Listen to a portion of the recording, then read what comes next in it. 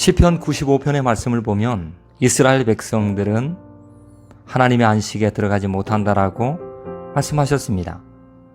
왜냐하면 이스라엘 백성들은 마음이 완악하기 때문입니다. 고집이 세다는 말입니다. 그리고 하나님을 향해서 시험했습니다. 하나님이 과연 하실까라고 하는 의심된 마음들을 그들은 많이 가졌습니다. 그들은 미혹된 백성이기 때문에 하나님의 안식에 들어갈 수가 없었다라고 말씀합니다.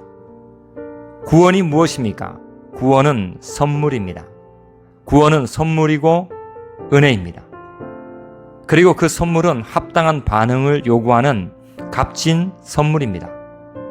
우리가 얻어낸 것은 아니지만 그 선물과 구원은 분명한 목표가 있습니다.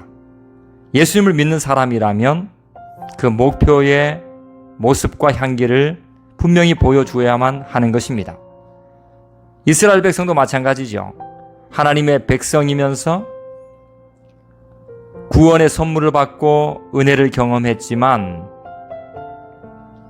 그 선물과 구원의 목표가 달랐기에 그들은 하나님의 안식에 들어갈 수가 없었습니다. 복음이 없으면 하나님의 안식에 들어갈 수가 없습니다. 광야의 이스라엘도 복음을 분명히 들었습니다.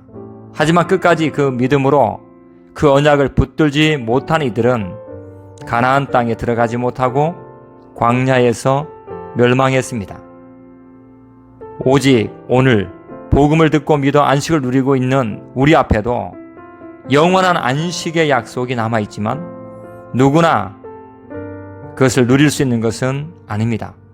오직 복음을 통해서 가능합니다. 복음을 듣는 것, 믿는 것을 통해서 가능합니다. 복음을 듣고 반응하는 것에 따라서 우리의 삶에 놀라운 변화가 있습니다. 순종 없이 하나님의 안식에 들어갈 수가 없습니다. 하나님의 안식은 창조 때부터 시작되어 지금까지도 믿는 백성들이 누리고 있습니다. 다만 불순종하는 자들에게는 취소되거나 허락되지 않을 뿐입니다. 또 가나안 땅에 들어갔다고 해서 안식이 성취되는 것도 아닙니다. 가나안 땅이 아니라 하나님의 말씀 안에 거할 때 참된 안식과 참된 행복이 다가옵니다. 안식이라고 하는 것은 하나님께서 먼저 건네주신 은혜로운 선물이지만 믿음으로 힘써서 그 초대에 반응할 때 아름다운 참여자가 될 수 있습니다. 성경에 보면 하나님의 말씀은 살아있고 활력이 있어 좌우에 날선 어떤 검보다도 예리하여 홍과 영과 및 관절과 골수를 찔러 쪼개기까지 하며 마음과 뜻을 감찰한다라고 말씀하고 있습니다. 살아계신 하나님의 말씀은 예리한 칼날입니다. 살아계신 하나님의 말씀 앞에서 우리는 제대로 반응을 해야만 하는 것이죠. 하나님의 예리한 칼날 같은 말씀으로 날마다 내 생각과 뜻을 조명하고 은밀한 의도나 잠재의식까지 숨김없이 드러내면서 투명하게 살아갈 만한 이유가 있습니다.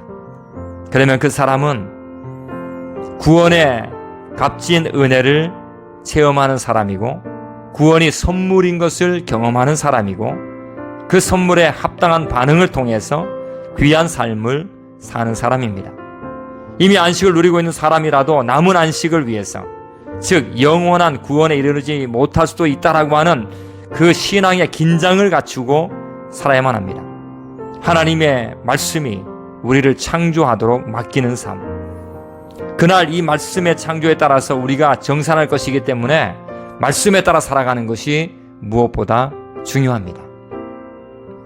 우리는 두려워하고 순종하고 힘쓰는 삶을 통하여 하나님이 주시는 참된 안식 속에서 매 순간마다 기쁨을 체험하는 우리 귀한 자가 다 되기를 예수님의 이름으로 간절히 소망합니다.